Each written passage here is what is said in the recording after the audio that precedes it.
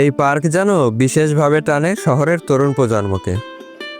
নামটি রংধনু শিশু পার্ক হলেও শিশুদের তুলনায় এখানে তরুণ তরুণীদের উপস্থিতি চোখে পড়ার মতো। কেউ কেউ আসে বন্ধু বান্ধবের সাথে ঘুরতে, ছবি তুলতে আর আড্ডা দিতে, আর কেউ কেউ আসে আরেকজনের হাত ধরে একটু সময় কাটাতে। এই জায়গাটা যেন তরুণদের জন্য এক নিরাপদ, নীরব, রঙিন আর হৃদয় ভরা গল্পের মতো। প্রকৃতির মাঝে নিজেদের খুঁজে নেন তারা। এখানে প্রতিটি মুহূর্তই হয় মধুর আর স্মৃতির। যখন সূর্য ডুবে যায় তখন রংধনু পার্কে নামে এক জাদুর ছোঁয়া। আলোয় মোড়ানো গাছ, রঙিন বাতি আর চারপাশের ঝলমলে সাজ, সব মিলিয়ে ওঠা যেন এক স্বপ্নের রাজ্য। সন্ধ্যার সময় একটু হাঁটতে হাঁটতে মন খুলে যায়, জমে থাকা ক্লান্তি গলে যায় আলো ছোঁয়ার খেলায়।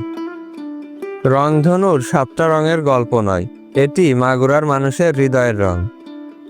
এই পার্কে সময় কাটানো মানে নিজেকে খুঁজে পাওয়া, প্রিয়জনের সঙ্গে একটু বেশি সময় আর প্রতিদিনের চাপের বাইরে একটু নিঃশ্বাস নেওয়া।